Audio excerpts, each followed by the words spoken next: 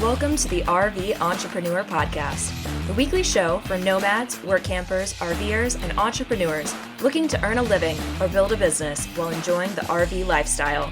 This week's host is Kimberly Crossland. Let's settle in and enjoy the RV Entrepreneur Podcast, brought to you by RV Life.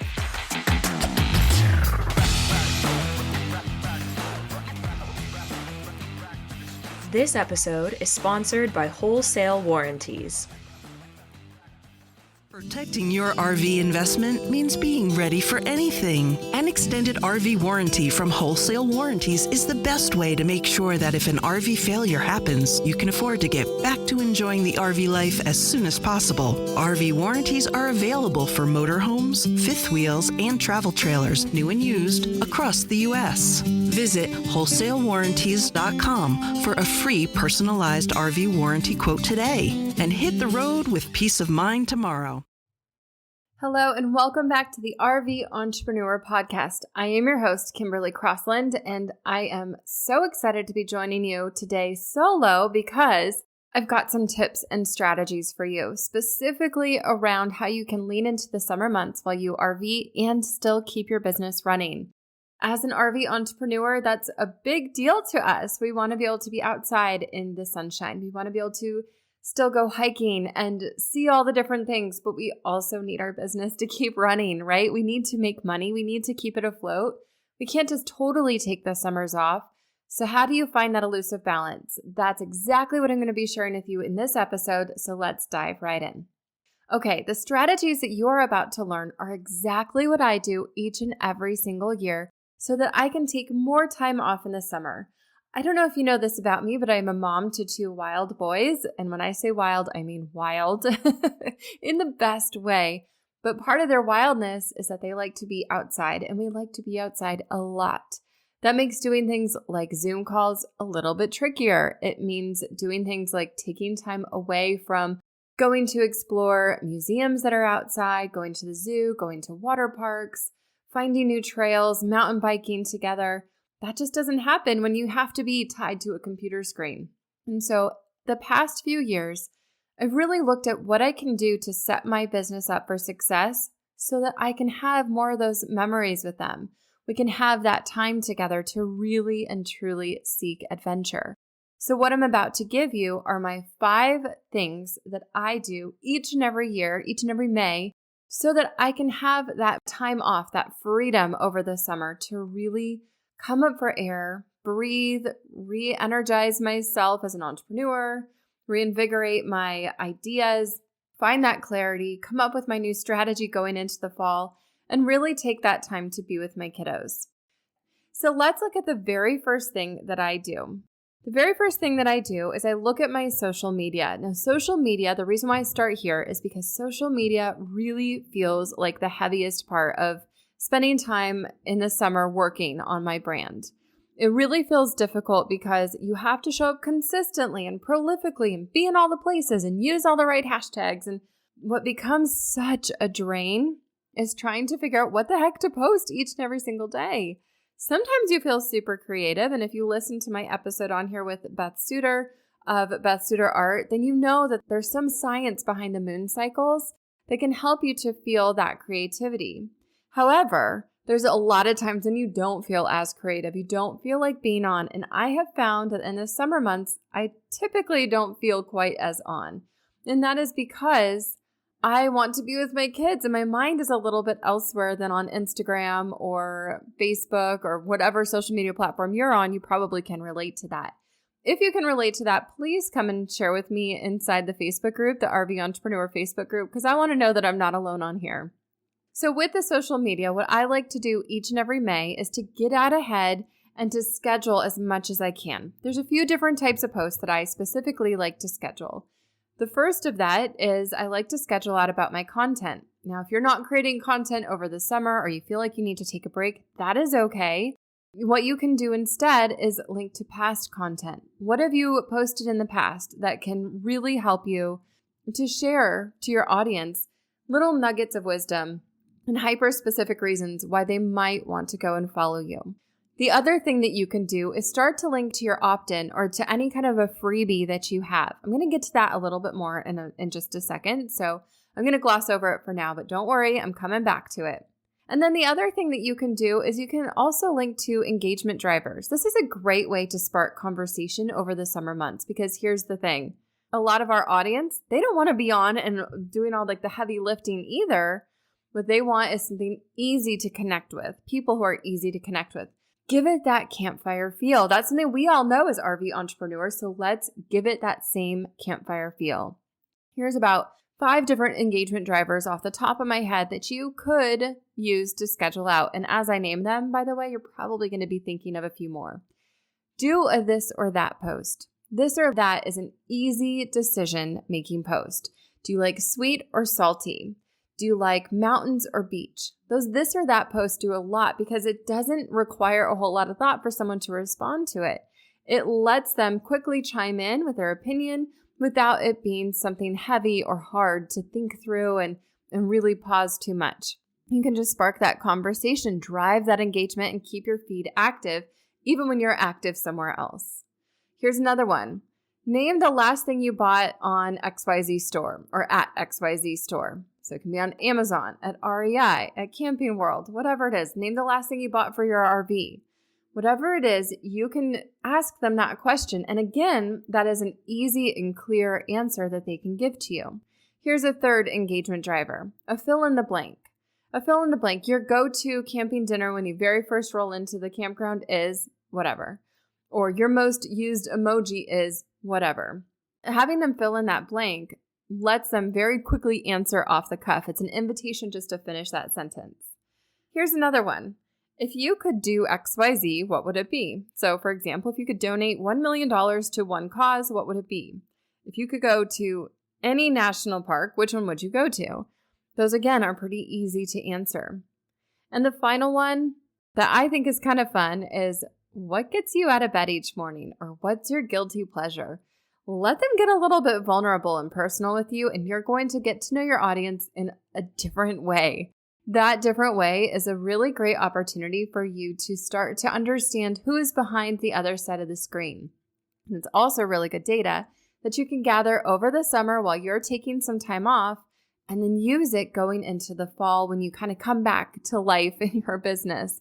Come back online a little bit. Okay, let's look at the next thing that I do each and every summer before I take the summer off, and that is I do what I call flash optimization. Flash optimization is all about my website. So little quick caveat, if you don't have a website, let me tell you, it's one of the number one things that I recommend business owners get. A website does not have to be difficult, but it does have to be there. This is your domain. Literally, it's your domain. It's your digital place online that you can send people to. So when you are around the campfires this summer and someone asks you about your business, you have somewhere to send them beyond a social media profile. It looks more professional, it feels more professional, and it's a lot easier to remember. So that flash optimization is a really, really, really important thing. So when I say a flash optimization of my website, here's what I mean. I like to go in and look at my keywords. Am I still using relevant keywords? Can I be using new keywords? Should I freshen up my keywords? I also like to look at where I'm putting those keywords on my website. So I will often go in and make sure that every single image on my website has the alt tag. If you click into it, you should see that there's a spot for an alt tag. This is the only thing that Google can read about your images on your website. It's also what screen readers will read when they're reading aloud the pages to someone who is visually impaired. That way, they know what's on the page and they can kind of visualize it for themselves. So those alt tags are super important to have. I also like to look at the URLs on my website. Are there any places where I can shorten them up? Do I have the right keywords in them? I look at the title tags. Is the title of each of my web pages clear, but also filled with a keyword? Same with the different header tags on my website or on my web pages and in the blog post. Do those all have the keywords in them, and are they optimized? The final thing that I look at are my internal links. Are those internal links linking outward and opening in a new tab when I go to an external source? Now, the reason why this is important is because when you think about the user experience or the customer experience on your website, what you need to look at is, why are they there? What are they hoping to get out of those pages? If we want to provide a really good experience, then we're going to give them what they came for, right? And that's not only going to help us rank higher on Google, but it's also just going to be a good steward of the internet. You're not wasting somebody's time. So I like to make sure that any of the websites that I link to that are not my own, and I will link to a lot of them that are not my own, just to offer that reference and to give to other people, give that credit to other people where credit is due. But I like those ones to open up in a new tab.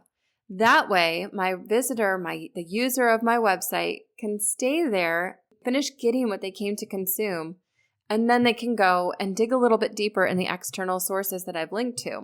So I like to make sure that everything is set up in the right way and is opening in a new tab. All right, step number 3, and I promise to get to a little bit more about your opt-ins or your freebies.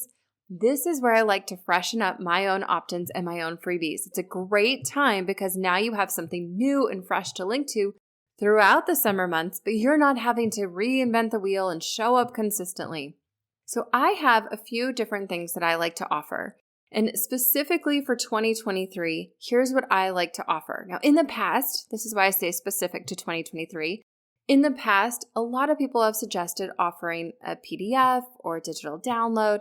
There is certainly a place for that, but I like to elevate it a little bit more. And here's why. The digital download folder, the download folder on your computer, is typically pretty crowded. It's also where I think that things go to gather a whole lot of digital dust. That means they're not going to get opened, and eventually they're going to be taking up space and then just sent to the trash. Meanwhile, the person who opted in for it forgot that they opted into it, and now they're getting emails from you and they're thinking, I forgot where I found this person. I'm going to unsubscribe because I'm not really sure why they're here in my inbox. And now you've lost that lead. So here are 3 different types of specifically of freebies or opt-ins that I like to lean into, and especially for this year so we can avoid that digital dust. The first one is plain and simple, just a newsletter. I think that the newsletters are really coming back. I know that those newsletters are really coming back. And they're coming back in a big way because as we've heard all of the noise online, we've started to really lean into the voices that stand out and resonate and mean something to us. Now, that meaning to us means that we actually want to get to know them a little bit more. We want to consistently hear from them. I look at the newsletters and the emails that I open up regularly, and there's one thing in common. They're all from people or brands that I'm actually really interested in. So I open up ones like I love Reese Witherspoon's book club newsletter. She always has great book recommendations. It's an excellent one especially for the summer months. I'll link to it in the show notes if you guys would like to sign up. I also love to open up ones by The Home Edit because I'm really terrible at organization. But being an RVer, we need to be pretty darn good at organization. So it's nice to have that organization type of newsletter that I can open up and I can get inspired. There's several others, but one thing that I've noticed that's common throughout all of them is that it's a personal newsletter. It's a personal letter from the person who's writing or the brand that's writing. It feels like it's personal to me. And then they also offer a few suggestions and tips of things that I might like. Now, I like that so much that I've incorporated it into my own newsletter. And so that's important because when you're looking at your own newsletter and how you can really define it and grow it without it feeling overwhelming, you probably are going to want to write in a way that feels compelling to you so that you know that you have that value to offer to your reader, and it's a more exciting way to show up for your business each and every week. You can also get out ahead, of course, and you can write your own newsletter several months in advance. And when you have a structure, especially if it's similar to the one that I just described, where it's a letter to yourself, and then you also have some items that you might recommend or a few recommendations that you can make or links to other people's content, well, now you can really get out ahead because you can plan out what that's going to look like. You don't have to do all the writing right now, but at least you can create a plan when you're feeling your most creative, and then you know that it's there and the writing will be faster over the summer. That's optional, of course. The other thing that I like to do, and I've recommended to a lot of people, are private podcasts. There's a tool called Hello.audio.fm that you can actually set up a private podcast. The same could be true if you're a YouTuber, to have a private YouTube channel, of course, or a private unlisted playlist for your audience to tune into. But what's nice about that is it offers, again, that personal touch. You can build that relationship. They'll remember your voice.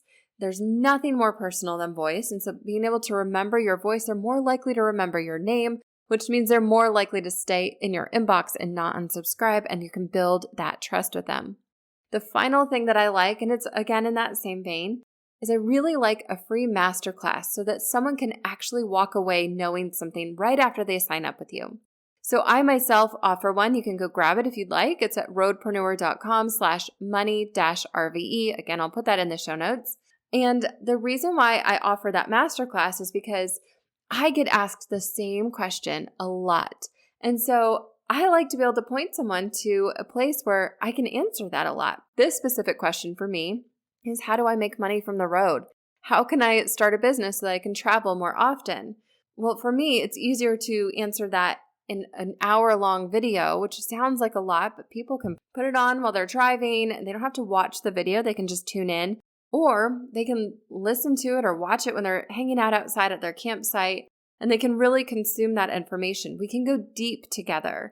It's that depth that you just cannot get in a PDF, and so I like to have that as an option. Now, I actually have 2 out of those 3 on my website already. I've got the newsletter. I send it out every other Sunday. I have that one already, and I also have that masterclass. I know that these are there. I've been working on tweaking and developing that masterclass so that I know that it's something that's truly valuable. For the last few months, I've actually been taking a lot of feedback from people after I've offered that talk and they've sat through the masterclass and they've consumed it. I've taken their questions, their feedback, and then I've put that back into the masterclass. So I've been refining it. Now it is at a point where I feel really proud of it that I can record it once. It's available when my audience, whoever it is, maybe that's you, whoever needs it, they can go download it. And I know with confidence, because I've been in this refinement mode, that what I'm sending them to over the summer is going to be super, super valuable. So think about that for your own business. What kind of opt-in can you offer to them? What is something that you can do to deliver that nurturing consistently over the summer without burning yourself out or your list out? And what is something where you can go deep with somebody on something, whether that's a private podcast or a masterclass, it's up to you. But offering that depth really lets you put something out there and then take your foot off the gas for a little bit and relax yourself. All right, number 4. What happens after somebody opts in to get that information from you? Well, chances are you're going to want to continue that conversation. If you give somebody something really meaty and valuable, they're going to want a little bit more. They're going to want you to follow up with them. This is where your welcome series comes into play. Now, I typically like a welcome series to be about 3 to 5 emails, something that reminds them what they opted in for and why, something that helps them get to know you, the person on the other side of the screen, a little bit better, and then something that shares what to do next. If you're a business owner, then you're probably selling something. If you're not, then you're not in business, at least not yet. So what is it that they can buy from you? What's that next step? Where can they buy from you, get more from you? When you're able to offer that in your welcome series, it takes that question mark off the table. You're no longer having to require them to wonder how they can buy from you. I can hear some questions, not literally, of course, but I can actually hear some questions from you, the listener, about, well, what if I don't actually have a product to sell or a course to sell or a membership to offer? What if I do affiliate sales? What if I make my money with content views or something like that? You can still continue in your welcome series by sending your newfound subscribers to the videos or the content that gets the most clicks. And the reason why is because you're more likely to get more of those views, to drum up more of those sales through the affiliate marketing a little bit easier, and you can do it on autopilot. Now, how good does that sound? This is a great opportunity for us as RV entrepreneurs to do it on autopilot, but do it in a really personal way. I'm a huge advocate of welcome series, outlining specifically that it's a welcome series. So for example, you can say email 1 of 4, email 1 of 3, whatever it is. And then every single email will have that so that your newfound audience knows that you're not going to overwhelm their inbox and that this is a series that's a limited time and it's going to come to an end, but it's also really nice to have. Authenticity, my friends, goes a really long way in business. And so being able to be super clear about what you're doing, why you're doing it, will make it so that you can build that trust with your audience and you can really build that relationship a lot quicker. Also, you're going to avoid a lot of unsubscribes by doing it that way. Okay, final thing. What happens when they go to your website that you've optimized, they found you on social media, they have opted into your list, they've gotten your freebie, they've gotten your welcome series of 3 to 5 emails, and they are now at the end of that series and they are ready to buy. Well, when they buy, you still want to be able to show up for them. You still need to show up for them. To me, it's a moral obligation that you show up for the people who are giving you their money, their hard-earned money. And so the final thing that I like to optimize ahead of the summer months and the summer vacation is to make sure that my onboarding or the post-purchase process is clear and it's direct and it eliminates a lot of questions and it makes the person on the other side of that transaction feel really, really good. Because here's the reality. Buyer's remorse is a real thing. And when you can immediately ease that remorse and show them, wrap your arm around them and say, you're in the right place, I've got you, and you made a really good choice, they're going to feel really good about it. So again, this is a post-purchase series. Here's what I like to include in that post-purchase series. First of all, I like to say welcome. Throw them a party. It's a big deal that they decided to trust you and work with your brand. Welcome them inside. Make sure that they have access to what they need. Then let them know how you work. Let them know what to expect. How are they going to get the most results with what they just bought? Then let them know a little bit more about what to expect. Toss in a few testimonials. Let them know what your students or your audience or your members or people who have bought this in the past, what they've experienced. Let them learn from somebody else and just really solidify the fact that they've made the right choice with you.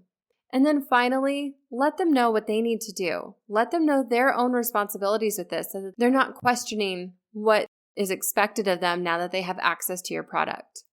The more that you can continuously show them the path to getting the most out of that product that they just purchased, the more likely it is that they're going to continue to purchase from you and to recommend you to friends. And speaking of that recommendation, it's nice and it's absolutely okay in your post-purchase series to, after a week or two, go and check back in and ask them for any feedback. Make sure that they don't have any suggestions that could really elevate your product. It's a great opportunity to gather that feedback and really let them have a voice. And then also, if it's a positive feedback, then you get to have a review and a testimonial. Ask them if you can use that in your marketing. And now throughout the summer, by going through this 5-step process, you've now very organically and automatically and simply gotten testimonials that you can now leverage as we go into the fall months and really push that pedal to the metal and start building your business a lot more. I would love to know what you think about this process and if you're going to implement any of that. So come into the Facebook group, share it with us again. Here is the process, just one more time. So if you're driving, I'm going to hammer this home so that you can remember it. The step number 1 is to go and schedule out your social media. Get out ahead so you don't have to have that stress of not showing up consistently.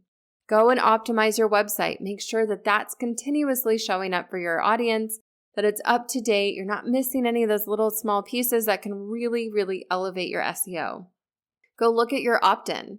Are you offering something that's exciting, that's personal, that's going to go deep and really help them get to know you? And then what happens right after they do opt in for that? What does your welcome series look like? Does that look good? Does it look strong? Does it look personal? Does it look nurturing? The same thing goes with your post-purchase series. What does that look like for your audience? So these are the 5 steps, again, that I take each and every summer. And I encourage you to do this as well, especially as we go into these warm summer months. And again, I'd love to hear from you what you think about it. I will drop the links to everything that I talked about here in the show notes so that you can have access to them, including my free masterclass about how you can earn money from the road. Now, this is a really good one. Like I said, I've been working hard to refine it, so I know that it answers a lot of questions, sparks a lot of really good ideas. It's definitely one that you're going to want to look up and take some time out to watch. Pop your earbud in and make your way around the campsite for about an hour. You can go for a walk and listen in. Or you can relax, kick your feet back in your zero gravity chair and listen in as well. Wherever you want to listen in, there's no wrong place. So you can go and take a look at that and listen in at roadpreneur.com/money-RVE. And It's waiting there for you on demand. So it's there for you at your schedule. So great to be with you as always. And I will be back next month, not for a solo episode, but I'm going to be interviewing someone pretty outstanding. So I hope that you come back, tune in, hit the subscribe button, and stay close because RVE has a lot of really great information coming your way this summer. So good to be with you. We'll talk to you next time. Bye.